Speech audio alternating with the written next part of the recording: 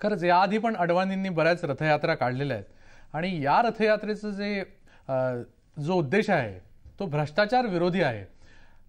माझं म्हणणं की तुम्ही मला सांगा की खरंच भाजपला यातून बराच जनाधार मिळेल असा पण एक हेतू आहे का? नाही, पहिल्यांदा एक मुद्दा मी स्पष्ट करतो की भाजपने कुठेही या यात्रेला रथयात्रा म्हटलेलं नाही. आम्ही या यात्रेला जनचेतना यात्रा म्हटलेलं आहे. त्यामुळे त्याचा रथाशी कशाशी काहीही संबंध नाही. जनाधार मिळण्याचा जो मुद्दा आहे, जनाधार मिळाला की नाही आणि जनाधार मिळेल की नाही या सगळ्या प्रश्नांची उत्तरं ही काळ देईल. पण लोकांमध्ये विषय घेऊन जाणं, लोकांशी थेट संवाद साधण्याचा प्रयत्न करणं, जे काही मुद्दे आहेत ते जनतेसमोर मांडणं, ह्याच्यासाठी हा प्रयत्न आहे. हा नक्की काँग्रेस विरोधी ही जनचेतना यात्रा आहे की यूपीए सरकार विरोधी आहे की एकूणच भ्रष्टाचार जो आहे सिस्टममध्ये तो अजून दाखवायचा प्रयत्न आहे? नाही, आज अडवाणीजींनी स्वतःच पत्रकार परिषदेत जे स्पष्ट केलं त्याच्यात कुठेही त्यांनी काँग्रेस विरोध हा त्याचा केंद्रबिंदू आहे, यूपीए विरोध हा केंद्रबिंदू आहे असं काही त्यांनी म्हटलेलं नाही. त्यांनी 2 मुद्द्यांवर भर दिला आणि त्या 2 मुद्द्यांवरती अडवाणीजी आज बोलत नाहीत, गेले अनेक वर्ष बोलत आहेत. त्यातला पहिला मुद्दा अर्थातच भ्रष्टाचाराचा आहे की सरकार चालवताना जो भ्रष्टाचार चालतोय, प्रशासनामधला जो भ्रष्टाचार आहे तो निपटून काढण्यासाठी राजकीय इच्छाशक्तीची गरज आहे. तो निपटून काढण्यासाठी काही ना काही व्यवस्थांची गरज आहे की ज्यांच्यामध्ये राजकीय हस्तक्षेप असणार नाही, अशा तऱ्हेच्या व्यवस्थांची गरज आहे. हा एक मुद्दा त्यातला आहे. आणि दुसरा मुद्दा जो अडवाणीजींनी वारंवार त्याच्यावरती भर दिला आहे तो चांगल्या राज्य शासनाचा, सुशासन, गुड गव्हर्नन्स हा शब्द अडवाणीजींनी परत परत वापरला, आजही वापरला. आणि त्यामुळे जनचेतना, जनतेकडे हे 2 मुद्दे घेऊन जाणं की एकतर राज्य यंत्रणेमधला, सरकारमधला भ्रष्टाचार, प्रशासनातला भ्रष्टाचार जो आहे तो निपटून काढण्यासाठी राजकीय इच्छाशक्ती जागी करणं, आणि दुसऱ्या बाजूनी जनतेला ज्याची गरज आहे ते उत्तम प्रशासन, उत्तम शासन राज्यकर्त्यांनी द्यावं, ह्याच्यासाठी जनमताचं दडपण निर्माण करणं, हे 2 मुद्दे आहेत. ह्याच्यामध्ये काँग्रेसला जर आपल्या विरोधातले ते मुद्दे वाटले तर ते खाई त्याला खवखवे असं आहे, त्याला आम्ही काही करू शकत नाही. भाई जगताप हसतायत. भाई तुम्हाला काय म्हणायचं आहे? जनचेतना यात्रा, जनलोकपाल बिलानंतर जनचेतना यात्रा म्हणजे रथयात्रेला त्यांनी एकदम विरोध केलेला आहे, पण नवीन प्रकारचा रथ दिसतोय. तुम्हाला काय म्हणायचं याबाबतीत? नाही, काय ते माधवराव हुशार आहेत, त्यांनी रथाचा उल्लेख टाळला कारण ते रथाची चाकं रुतलीत. त्याचं असं झालेलं आहे, त्यांनी जी शेवटची रथयात्रा काढली, फील गुड, आणि त्या सगळ्या ह्याच्यामध्ये 2007 साली जी शेवटची यात्रा काढली, म्हणजे त्यांचं सरकार असताना सरकारचे जेवढे मुद्दे ते म्हणाले, गुड गव्हर्नन्स वगैरे, तो लोकांकडे पोहोचवण्याचा त्यांनी तेव्हाही प्रयत्न केला आणि त्या प्रत्येकाला लोकांनी जबाब दिला म्हणजे लोकांना कळलं ते आता हे काय चाललंय सगळं. आणि म्हणून आता ते रथ म्हणायला ते टाळतात आहेत कारण रथ त्यांच्या सगळा तो रुतलाय आणि ते सगळं अंगावर आलंय. राहिली गोष्ट, आपला जो प्रश्न तो महत्त्वाचा आहे की रथयात्रेमध्ये राम आहे का? तर अजिबात राम नाही. त्याचं कारण असं की भ्रष्टाचाराच्या विरोधामध्ये पूर्ण भारतभर, देशभर एक वातावरण तयार झाले आणि ते आवश्यक आहे. सर्वसामान्य जनतेला भेडसावणारा सगळ्यात मोठा जर प्रश्न काय असेल तर तो भ्रष्टाचाराचा आहे आणि त्याच्या विरोधामध्ये प्रत्येकाने एक लढाई सुरू केली. काँग्रेसनेही केलंय. आपण आम्हाला जरी आरोपीच्या पिंजऱ्यामध्ये ठेवलं तरी ते नाकारता येणार नाही. त्याच्यावर भाष्य होऊ शकतील, मतभेद होऊ शकतील, परंतु ही वस्तुस्थिती आहे. रामदेव बाबांनी त्याच्या बाबतीमध्ये त्यांनी त्यांच्या पद्धतीने केलं, अण्णांनी केलं आणि देशभराच्या अण्णांच्या त्या आंदोलनामुळे देशभरामध्ये हे सगळं वातावरण पसरलंय.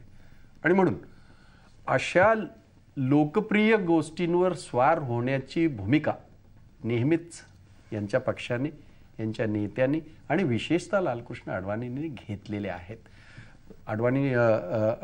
अडवाणीजीने जे आजपर्यंत त्यांच्या जेवढ्या रथयात्रा ह्या अशाच पार्श्वभूमीवर झालेल्या आहेत आणि म्हणून आता त्यांनी जो विषय घेतलेला आहे त्याचं मला आश्चर्य एकाच गोष्टीचं वाटतंय की ह्या सगळ्या प्रश्नांवर good governance you can debate in the parliament. कुठून येणार आहे गुड गव्हर्नन्स? बरं, तुम्ही 7-8 वर्ष जेव्हा काय याच्यावर होतात तेव्हाही काय गव्हर्नन्स होता हे मी सांगण्याचं गरज नाही, कारण देशाचे उपपंतप्रधान आणि देशाचे होम मिनिस्टर त्यावेळेला एका आतंकवाद्याला घेऊन विमान जाते हे मला माहीत नाही जेव्हा म्हणतात, तेव्हा किती गुड गव्हर्नन्स आणि किती ह्याची देशाची आणि देशाच्या ह्याच्या बाबतीमध्ये त्यांना हे आहे, त्याच्यातनं ते सगळं जाहीर होतं. आणि म्हणून एक नैतिकता पाहिजे. भ्रष्टाचाराच्या विरोधात कुणी आंदोलन उभं करावं, मग अडवाणींनी केलं तर त्याचं स्वागतच करू आम्ही, परंतु त्याच्यामुळे एखादा विशिष्ट असा काहीतरी एकच पक्ष असं काहीतरी करतोय किंवा काही माणसं विशिष्ट करताय असं काय समजण्याचं कारण नाही. फक्त दोनच मुद्दे मला स्पष्ट नाही, त्याच्यात मला एक प्रश्न विचारायचा आहे. तुम्हाला वाटतं की अण्णांच्या आंदोलनाला जो पाठिंबा मिळाला, तुम्हाला वाटतं का त्याचं यश किंवा त्यातून लोकांमध्ये जागृती झाली असं आपण नेहमी म्हणत आलोय, ती जागृतीचा फायदा उचलण्याचा पण हा प्रयत्न आहे? नाही, तिकडे मी येतो नंतर. भाईंनी जे 2-3 आरोप केले, पहिली गोष्ट आतंकवाद्यांना घेऊन जाणं वगैरे पोहोचवणं यातलं मला माहीत नव्हतं असं अडवाणीजींनी कुठेही म्हटलेलं नाही. अनेक वेळा बोलले, बिलकुल नाही. त्याचं दाखवलं की नाही? नाही, म्हणून सांगतो ना, ते जे दाखवलेलं आहे ते दाखवणं सुद्धा दिशाभूल करणारं आहे. मी सांगतो ना, ज्या आत्मचरित्राचा उल्लेख करून ह्याचा वारंवार सांगितलं जातं त्या आत्मचरित्राचा मराठी अनुवाद मीच केलेला आहे. त्यामुळे मला त्याच्यात त्यांनी काय लिहिलंय हे नक्की माहिती आहे. आणि त्यांनी कुठेही हा दावा केलेला नाही की अशा तऱ्हेने जसवंत सिंग जात आहेत हे मला माहीत नव्हतं असं अडवाणींनी म्हटलेलं नाही. त्याच्यावरती आपण वेगळं डिबेट हवं तर करू, त्याचे पुरावे बिरावे सगळे जे काय तुमच्याकडे असतील ते घेऊन या, माझ्याकडचे मी घेऊन येईन. त्यामुळे तो आरोप इथे लागू नाही. दुसरा मुद्दा जो यात्रांचा आहे, भारताच्या स्वातंत्र्याला जेव्हा 50 वर्ष पूर्ण झाली तेव्हा सुद्धा अडवाणीजींनी यात्रा केली, तेव्हा आम्ही सत्तेत नव्हतो. आणि त्या यात्रेला त्यांनी नाव दिलं होतं जनसुराज्य, स्वराज से सुराज तक. त्याला रथयात्रा म्हटलेलं नव्हतं. एक राम जन्मभूमीच्या वेळची जर यात्रा सोडली तर कुठल्याही यात्रेला रथयात्रा म्हणलेलं नाही. रथयात्रा हा तुम्हाला आवडणारा शब्द आहे, आम्ही वापरलेला सोडून द्या ना. मला मांडू द्या ना, मला माझा मुद्दा तर मांडू द्या. तर त्यावेळेला जेव्हा 97 सालामध्ये अडवाणीजींनी ही स्वराज से सुराज तक ही यात्रा केली तेव्हा सुद्धा त्यांचा त्या सगळ्या यात्रेतला मुद्दा हा गुड गव्हर्नन्सचाच होता की स्वराज्य मिळालं तर चांगल्या राज्याची आपल्याला गरज. आणि त्या गरजेसाठी पुन्हा लोकांना जागं करणं, जनमताचं दडपण निर्माण करणं हा प्रयत्न त्यांनी केला. आत्ताच्याही वर्षात मी सांगितलं की अण्णांना मिळालेला पाठिंबा हा आज आहे. अण्णांचं आंदोलन 2011 मधलं आहे. आम्ही 2009च्या लोकसभेच्या निवडणुकीमध्ये हा मुद्दा काढला होता. काळ्या पैशाचा मुद्दा तेव्हा काढला, भ्रष्टाचाराचा मुद्दा तेव्हा काढला. भ्रष्टाचाराच्या विरुद्धचं आंदोलन. माझा प्रश्न साधा होता की तुम्हाला वाटतंय का की तसा जनाधार जो मिळाला अण्णांना त्यावरून फायदा उचलण्याचा हा प्रयत्न आहे का? सरळ प्रश्न. बिलकुल ठीक आहे. आणि तुम्ही म्हणालात की रथ कुठेही वापरलेलं नाही, नाव बदललंय पण कुठला ना कुठला तरी रथ नेहमी चाललाय आणि रथ हे वाहन आहे हे तुम्ही समजून घ्यायला पाहिजे. नाही, तुम्हाला रथ हा शब्द आवडत असेल तर आमची काही त्याला ना नाही. आणि जर रथाची चाकं अडकतात असं वाटत असेल तर तो काँग्रेसने निर्माण केलेला चिखल आहे, त्या चिखलाचा त्रास आहे, आम्हाला प्रॉब्लेम नाही. विजय कुमारजी, तुम्हाला काय वाटतं की अण्णांना जे यश मिळालं त्याच्यानंतर या कल्पना सुचल्यात का? कारण अण्णांनी सुरुवातीला म्हटलेलं याबद्दल निगेटिव्ह स्टेटमेंट दिलेलं होतं की अशा प्रकारची यात्रा जेव्हा अडवाणींनी अनाऊन्स केली त्याबद्दल खरंच आज काय मत आहे? तुम्हाला वाटतं का की खरंच अशी प्रतिमा आहे आणि काँग्रेसबद्दल अशी रथयात्रा किंवा अशा प्रकारची जनजागृती जरुरी आहे? मुळामध्ये मला असं अजिबात वाटत नाही की ही जी काही रथयात्रा आहे त्याचा कुणी विरोध करा. भ्रष्टाचाराच्या विरोधामध्ये कुणीही लढावं त्याचं स्वागतच आहे. पहिली गोष्ट मला ही कळत नाही की काँग्रेसला असं, मगाशी मी मनीष तिवारींचं भाषण ऐकलं, काँग्रेसला असं का वाटतंय की हे जे काय आंदोलन आहे किंवा भ्रष्टाचाराच्या विरोधात कोणी लढलं की ते आपल्याबद्दलच आहे असं काँग्रेसला का वाटतं, हा मुळात प्रश्न आहे. आणि अण्णांच्या आंदोलनाचा फायदा जर कोणी घेत असेल आणि तो चांगल्या कारणासाठी घेत असेल तर त्याच्यामध्ये मला काही गैर वाटत नाही, एक गोष्ट. दुसरी गोष्ट, याच्यामध्ये राम आहे की नाही हे जनता आता ठरवेल. याचा फायदा मिळेल की नाही हे जनतेच्या हातामध्ये. कुणी सांगितलं म्हणून इथे जनता उद्या उठून उभी राहील अशी शक्यता शून्य आहे. भाजपच्या बाबतीत मी एकच म्हणेन की त्यांनी हे जागृतीपेक्षा कृतीतून दाखवून दिलं असतं तर ते अधिक चांगलं झालं असतं.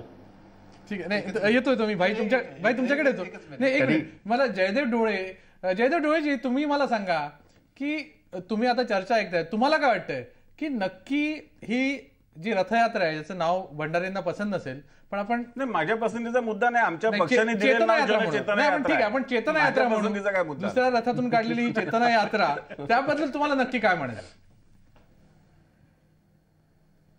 मला असं वाटतं की भ्रष्टाचाराच्या विरोधातला मुद्दा खरा तर राजकीय पक्षांनी हाताळायला पाहिजे होता, पण तो काही NGOनी हाताळल्यामुळे राजकीय पक्षांचं जे खरं कार्य असतं ते बाजूला पडलं. पण अडवाणींच्या निमित्तानं जर पुन्हा एकदा राजकीय पक्ष लोकांसमोर भ्रष्टाचाराचा मुद्दा आणत असतील तर ती निश्चितच स्वागतार्ह गोष्ट आहे, कारण NGOज तशा काही फारशा बळकट नसतात आणि फार काळ लोकांचा प्रभाव त्या सामावू शकत नसतात. म्हणून विरोधी पक्ष आणि सत्ताधारी पक्ष या दोघांमध्ये भ्रष्टाचाराचा मुद्दा सुरू झाला ही चांगली गोष्ट आहे. दुसरं असं की अडवाणी असोत की राहुल गांधी असोत, कोणालाही जनचेतना किंवा अन्य कुठल्याही नावाने लोकांपर्यंत जाऊन ती जागृती करण्याचा अधिकार आहे. फक्त आता मला असं वाटतं की एकमेकांवर चिखलफेक करण्यापेक्षा विधायकतेनं जर चांगल्या काही सूचना केल्या, कायदे, करप्रणाली आणि एकंदर लोकांमधल्या प्रशासनाबद्दलच्या तक्रारी दूर करण्यासाठी जर या लोकांनी काही विधायक पावलं उचलली आणि त्या अनुषंगानं संसदेमध्ये, विधिमंडळांमध्ये कायदे करण्यासाठी काही काम केलं तर ते अधिक स्वागतार्ह होईल. नाहीतर माध्यमांना बातम्या मिळत जातात, एकमेकांची प्रतिमा उजळत होत जाते, पण लोकांचे प्रश्न तसेच राहत जातात. म्हणून थोडीशी विधायकतेनं कायदा करण्याच्या दृष्टीनं, काही वाईट गोष्टी बाजूला काढण्याच्या दृष्टीनं जर या अशी जनचेतना यात्रा जर फलित पावली तर ते मला आवडेल किंवा माझ्यासारख्यांना अनेकांना ते आवडेल. अगदी एकच मिनिट ह्याच्यामध्ये मंदार, याच्यामध्ये एकच मला आपल्या निदर्शनात ते जे म्हणाले की मी सुरुवातीलाच म्हणाल की देशामध्ये कुणीही भ्रष्टाचाराविरोधामध्ये जर उभं राहिलं तर ते आपल्याला स्वागतच करायला पाहिजे आणि आम्ही स्वागतच केलेलं आहे. त्यांनी एक म्हणाले की काँग्रेसला काही त्याच्यात वाईट वाटतं, आम्हाला वाईट वाटण्याचं काहीच कारण नाही. त्यांच्याच उत्तरामध्ये आता डोळे जे म्हणाले तेच आमचं म्हणणं आहे की भ्रष्टाचाराच्या विरोधामध्ये किंवा गुड गव्हर्नन्सच्या विरोधामध्ये आपण संसदेमध्ये काय कंट्रीब्यूट करतो, आपण तिथे काय करायचं आहे, मग जनलोकपाल असेल, लोकपाल असेल किंवा आणखीन काय गोष्टी असतील, याच मुद्द्यावर मी ह्या जास्त महत्वाच्या गोष्टी आहेत असं मला वाटतं. आणि त्याच्यासाठी मी म्हणालो की भ्रष्टाचार त्यांनी आमच्या विरोधात केलं असं आम्ही म्हटलंच नाही. आम्ही म्हटलं की हा देखावा नको.